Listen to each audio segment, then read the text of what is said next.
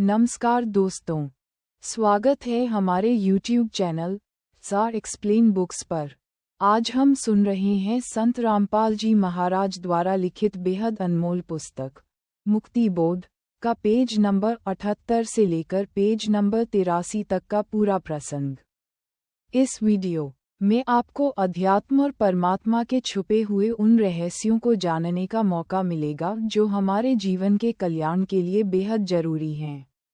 अगर आपको ये जानकारी और यह प्रयास अच्छा लगे तो इस वीडियो को लाइक जरूर करें और अपने दोस्तों व परिवार के साथ शेयर करना न भूलें ताकि ये दिव्य ज्ञान हर किसी तक पहुंच सके। चैनल पर पहली बार आए हैं तो इसे सब्सक्राइब भी जरूर कर लें। तो चलिए शुरू करते हैं आज का अध्याय। पेज नंबर 78 से 81, भक्त सैन नंदानाई की अद्भुत कथा। दोस्तों, पुस्तक के पेज नंबर 78 पर परमेश्वर के एक अनन्य भक्त सैन जी, जिन्हें नंदानाई भी कहा जाता है, की कथा आती है। सैन जी राजा के यहाँ बाल काटने और मालिश करने की सेवा करते थे। वे जितने ईमानदार अपने काम में थे, उतने ही लीन परमात्मा की भक्ति में रहते थे। एक दिन की बात है, सैन जी राजा के महल जाने की तैयारी कर रहे थे। तभी अचानक उनके घर पर कुछ भूखे प्यास संत महात्मा आ गए। अब सैन जी के सामने धर्म संकट था। एक तरफ राजा की नौकरी थी और दूसरी तरफ द्वार पर आए संत। उन्होंने संतों की सेवा को सर्वोपरि माना। वे संतों के लिए भोजन बनाने और भगवान के भजन कीर्तन में ऐसे लीन हुए कि उन्हें समय का भान ही नहीं रहा और वे महल नहीं पहुंच पाए। यहाँ पुस्तक में परमात्मा की महिमा का सुंदर वर्णन है। अपने सच्चे भक्त की मर्यादा और उसकी नौकरी की रक्षा के लिए स्वयं भगवान ने सैन नाई का रूप धारण किया। भगवान अपनी कमर में औजारों की थैली बांधकर राजा के महल पहुंच गए। उस दिन भगवान ने राजा के सिर की ऐसी दिव्य मालिश और सेवा की कि राजा आनंद से भर गया। राजा को ऐसा सुख पहले कभी नहीं मिला था। जब संत विदा हुए तब वास्तविक सैन जी को होश आया। वे डरते डरते कांपते हुए राजा के पास पहुँचे कि आज तो राजा सजा देगा। लेकिन जैसे ही वे महल पहुँचे, राजा ने उठकर उन्हें गले लगा लिया और कहा, सैन, तुम तो अभी इतनी अद्भुत सेवा करके गए हो, फिर दोबारा क्यों आए?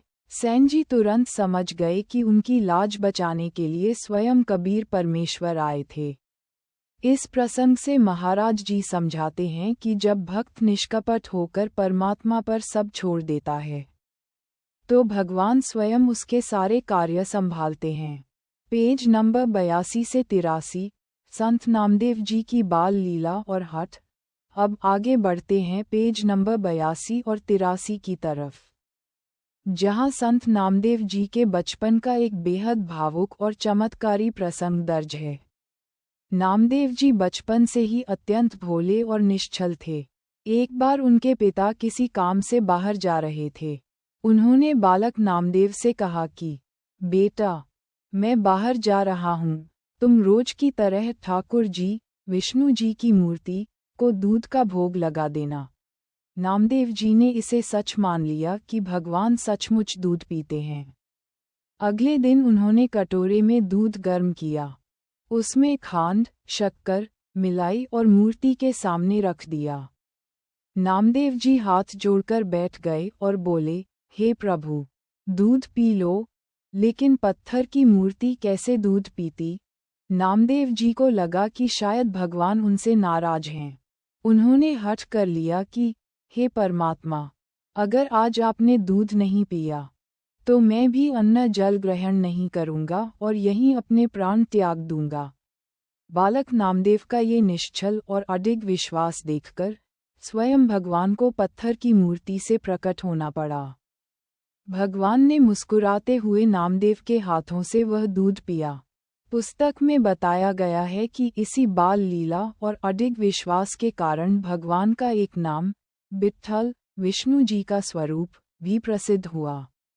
महाराज जी इस प्रसंग के माध्यम से यह संदेश देते हैं कि परमात्मा किसी आडंबर या दिखावे से नहीं, बल्कि दिल की तड़प और सच्चे, भोले भाव से रीझते हैं।